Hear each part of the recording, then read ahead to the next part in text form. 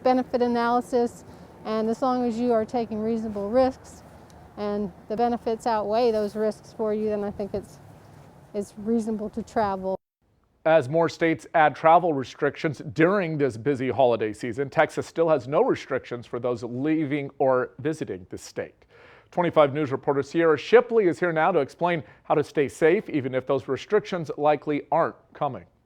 Thanksgiving has passed and COVID-19 numbers continue to increase. With more celebrated holidays around the corner, states across the U.S. are implementing travel restrictions, except Texas. And one visitor says she appreciates that. Traveling from North Carolina, LAURIE Armstrong is visiting Waco for a very big milestone.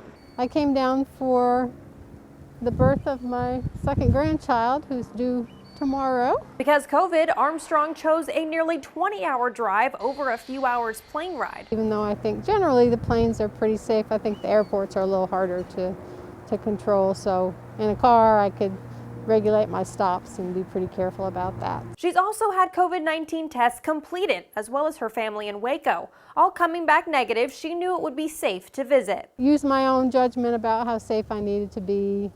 I do think it's important that we all use good judgment. Texas is relying on good judgment from those looking to travel out of state.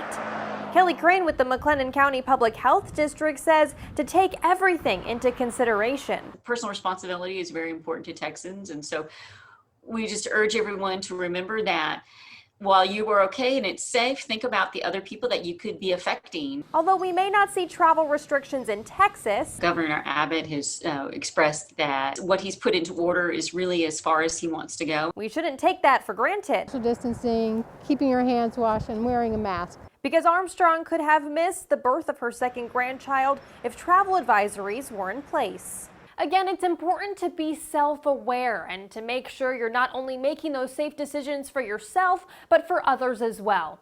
In Waco, CIERRA Shipley, 25 News.